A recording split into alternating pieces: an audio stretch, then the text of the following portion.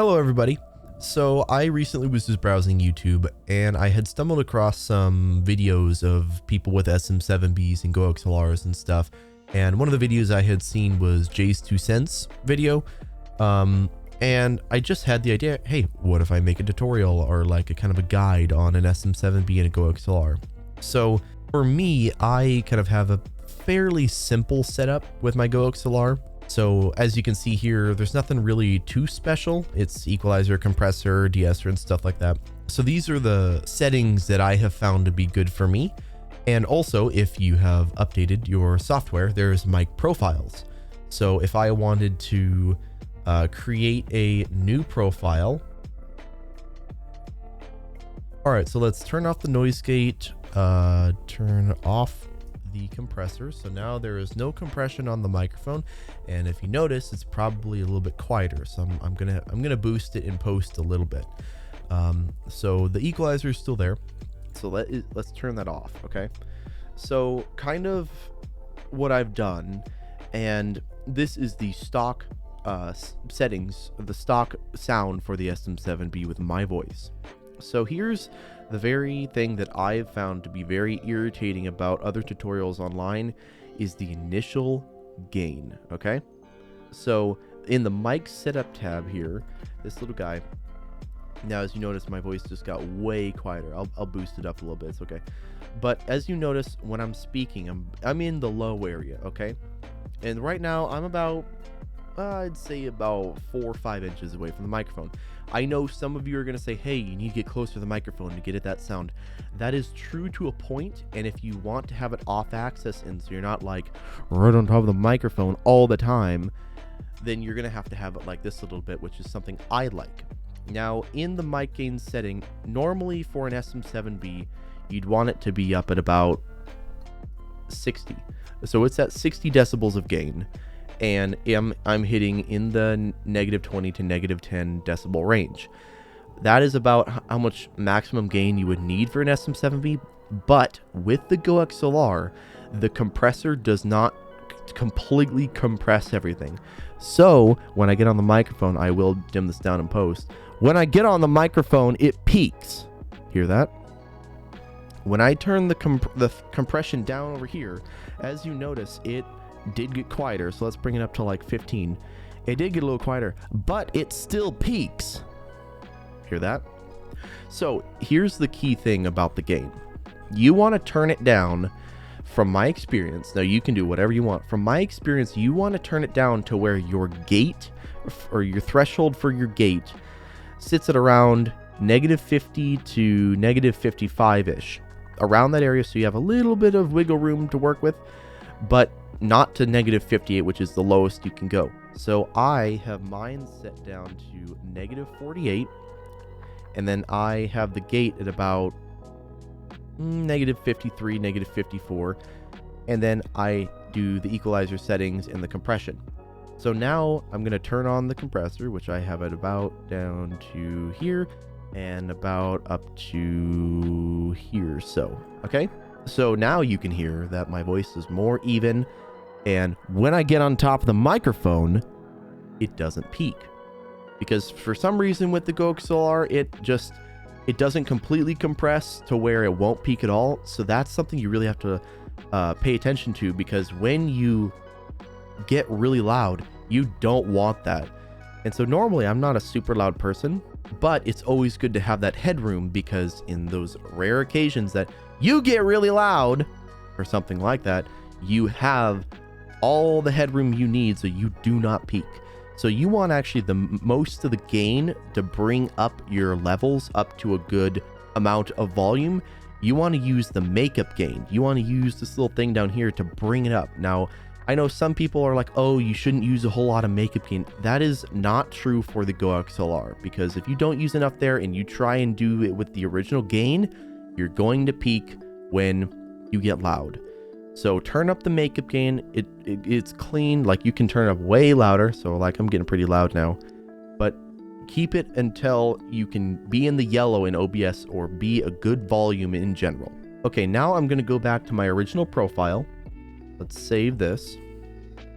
Okay, so this is my traditional profile for my microphone.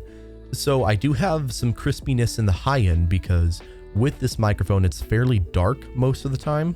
It has great sound. It has great sound when you get the EQ and the compression, everything. Now I do have it fairly boomy. I do have it a fair bit of bass because I don't normally sit on top of the microphone like this and I'm always on it because that is just too bassy. I have it EQ'd for back here. Some people may like this sound, so you can make it that sound if you have a nice low voice. But for me, I like to be off the mic a little bit, and so the farther you get away from the mic, the less bass you have. So I boost some of the highs, scoop out the mids, and increase that bass right here. So here's the thing about the bass end is all these down here I have customized. I have them down more because I want more kind of the sub bass, not really the 120 hertz, because that's not really where my voice sits. That's a lot of that nasty kind of irritating sound that's just very like hums with everything. So I have it down to 85, 65, and 55. Now I have the 55 slightly rolled off because there doesn't need to be all that low end. However, some people may say, oh, there's not really any detail below 60 or 70 or 40 or whatever. That is not really true for all voices. For my voice, I have a fairly deep voice and I have a lot of low end in my voice. So when I cut this out, there is a difference. Now, maybe it won't pick up the, the tapping of here or whatever. It won't pick that up as much, but I've lost some of that oomphiness of my voice. So if I turn it back up to 5, which is where it was, it gives me that great broadcast sound without being right on the microphone. So that is something that I strive for because I like you to be able to see my face when I'm streaming and stuff. So that is a good spot. I have the mid scooped out here at 280 and all of it is just kind of one big curve. It's kind of inclined up here, but you do want the high end because when this is turned down, say to 3 and 3, see, you have really no detail and you don't get any crispiness. It's more hard to understand. So let's turn this back up to like 8 and 7. So it is a fairly decent EQ and not everyone's going to agree with me. It is all based on your personal preference. If you want a certain sound out of this or a certain sound of another microphone or something like that, then you do you.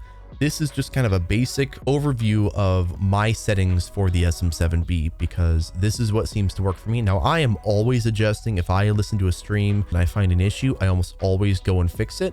And the issue is there's not really a ton of great GoXlr tutorials on YouTube for the SM7B. There's one by this guy, which I'll put him right here, but it really doesn't give a great sound for my ears. So that's why I have made these changes here.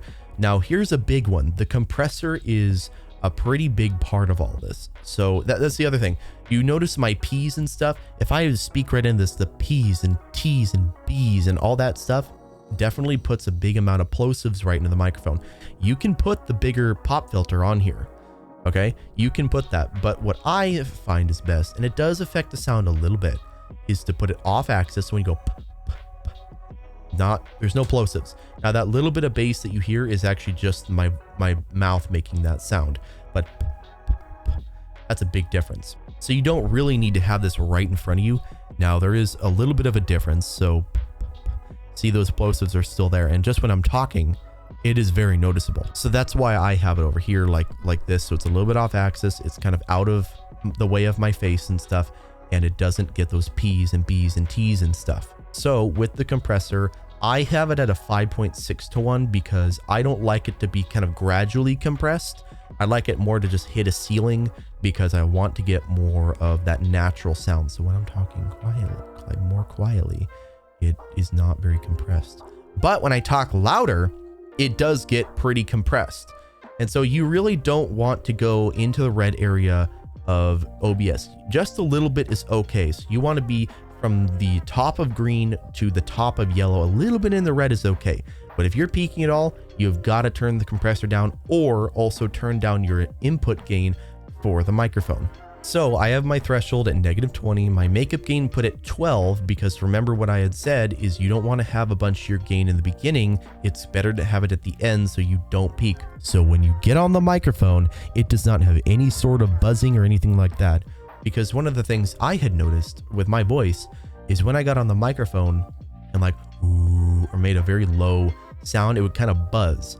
It was a nasty sound that I couldn't figure out why it was doing that until I turned down the original gain, turned up the makeup gain, fixed all my issues. So that is why I have the settings that I do.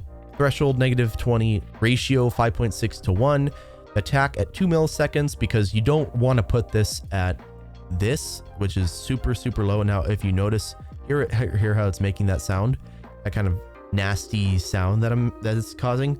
Put it at 2, it'll fix it. Okay, 2 milliseconds is fine. Now you can mess around with this, like you can put the attack up a little higher. Sometimes that gives more of a kind of a different sound for maybe broadcast or something like that. I'm not too familiar with all that, but I know that 2 milliseconds is good for streaming and does give a nice sound. Now here is something very interesting about the release.